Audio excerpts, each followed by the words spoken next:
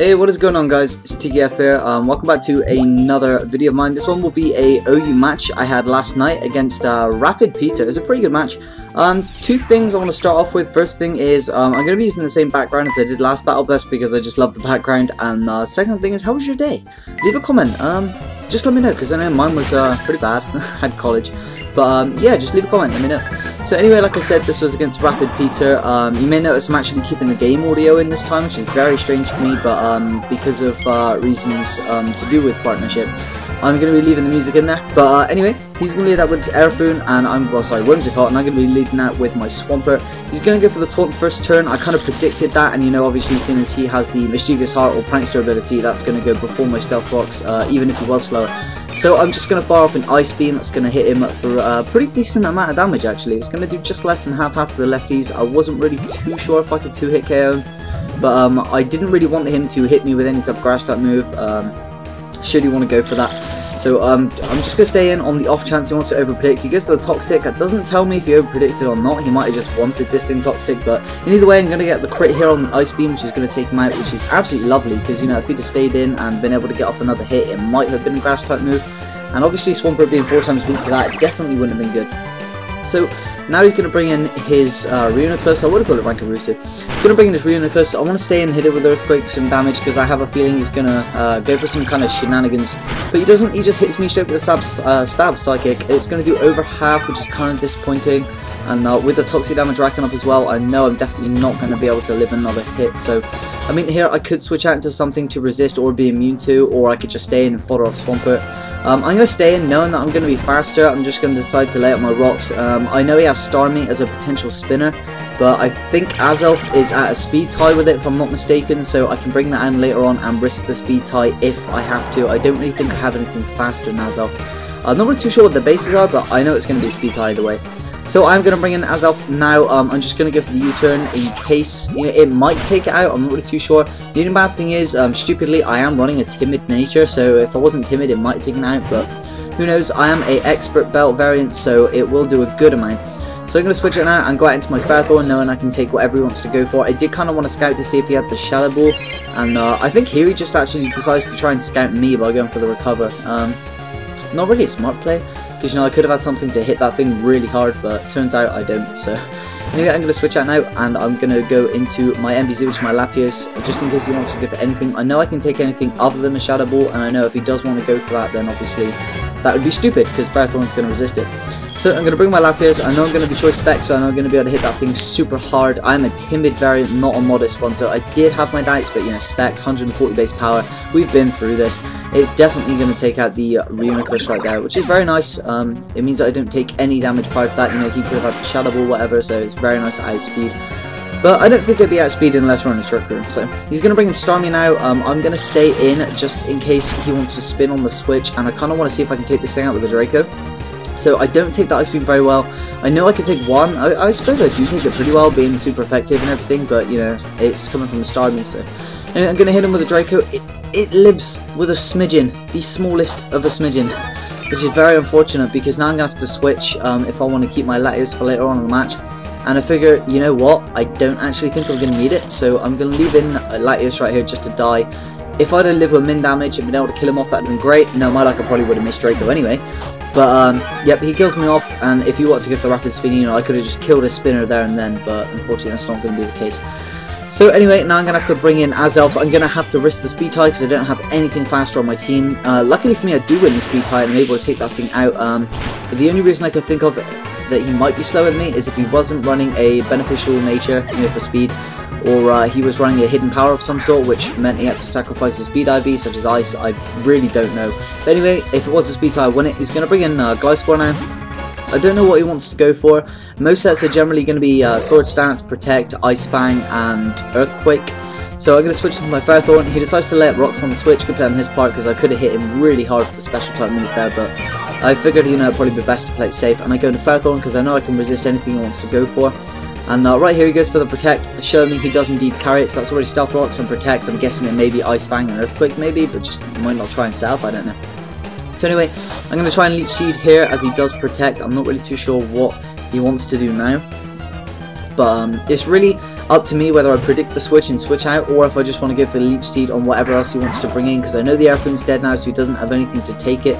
So right here I'm just going to go for the spikes, predicting the switch. Unfortunately for me, Lucario comes in. Now this thing can hit me with an Aura Blast, it can hit me with many things.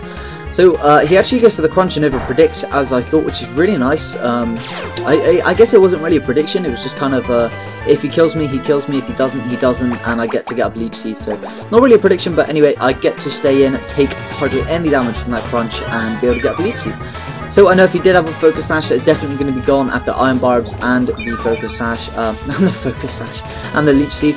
So that's nice. Now I'm probably going to want to dip, thinking he's definitely not going to overpredict twice. But he actually decides to switch out here, which I kind of find a bit of a questionable play. But he is going to switch out and go into Dragonite. I'm not really too sure why, maybe thinking that, you know, I wouldn't go for a second leech seed. But in any case, Rocks is going to break his multi-scale, which is very nice. And I do miss the Power Whip, so that is very unfortunate.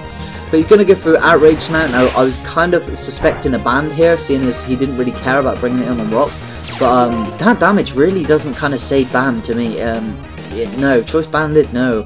I mean, it barely does anything. I believe I've actually heavily invested in special defense EVs as well.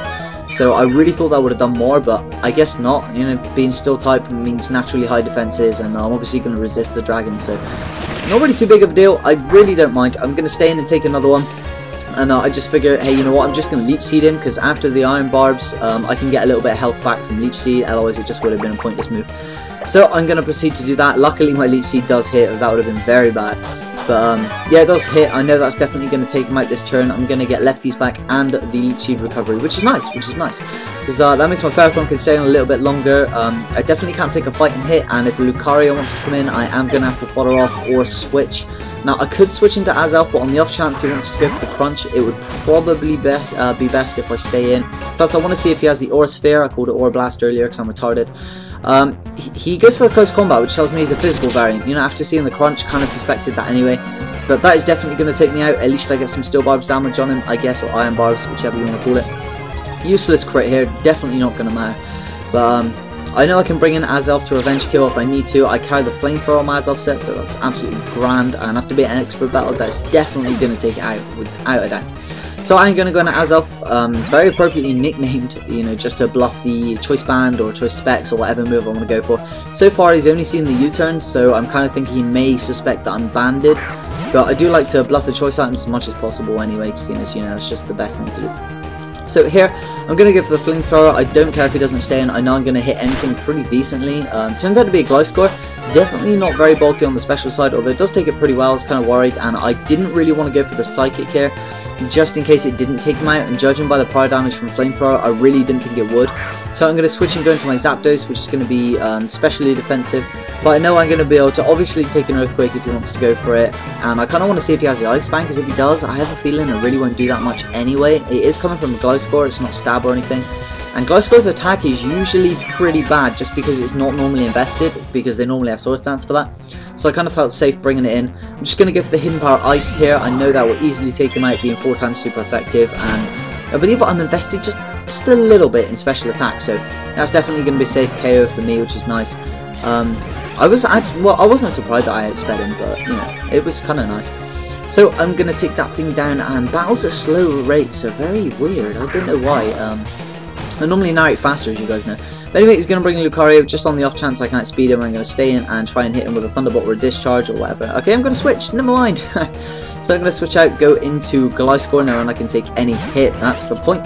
The only thing he really has to hit me with is, well, nothing, apart from Stone Edge if he has it. And he doesn't, because he goes for the close combat, so that's all good. I know I can take that really, really easily, which I do, which is nice. I do take that very nicely. Just a benefit of having Gliscor. I really recommend bringing a Gliscor to pretty much every match. So I get to bring it in pretty much for free. I get my Toxic Orb activated. Not that I'm going to need it here, because he's going to go for another close combat, and I'm just going to be able to finish him off with an Earthquake, or I guess I could just try and go for the Ice Fang, but really no point. So after the Earthquake, that will turn out to be the match. So anyway, thanks for watching, guys. It was a pretty good battle. It was really fun. Had it on TPX or maybe Fusion Bolts. I don't know. Either or. Go check them both out. But anyway, thanks for watching, guys, and I will... Oh, yeah, the intro was made by Chris. I want to say thank you, dude. That's so sexy. Check him out on my sub box, and if you guys haven't done so already, you'll see my other channel. It's called XTKFX. Please subscribe to that, guys, because as I did mention at the beginning of the video, I'm talking to TGN at the moment, or Barry Kirkwood, about partnership, and I may have to get rid of this channel because AdSense reasons and linking channels, it's a pain in the ass. So I may have to switch channels. So if you haven't subscribed to that channel already, please go do so. But until I know what's going on, I'll be uploading here. So thanks for watching, guys. I will catch you guys next time. Lego.